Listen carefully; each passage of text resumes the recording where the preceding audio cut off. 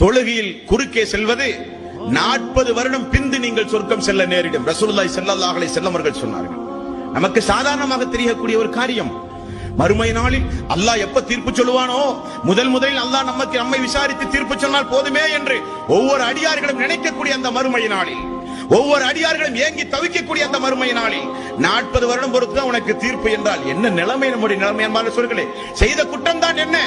தொழுகைக்கு முன்னால் குறுக்கே சென்றோம். தொழுகைக்கு முன்னால் குறுக்கே சென்றோம்.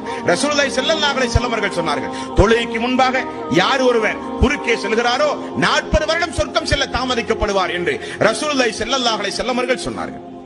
அன்பான சொற்களே, மேலும் நபிகள் நாயகம் ஸல்லல்லாஹு அலைஹி வஸல்லம் அவர்கள், சொர்க்கம் செல்ல நான் பொறுப்பு உங்களுக்கு, அந்த பேரின்பத்தை அடைய சொர்க்கம் செல்ல நான் பொறுப்பு என்று அல்லாஹ்வுடைய ரசூல் சொன்ன 2 சம்பவங்கள் உண்டு. யார் ஒருவர் தன்னுடைய நாவை, யார் ஒருவர் தன்னுடைய கரத்தை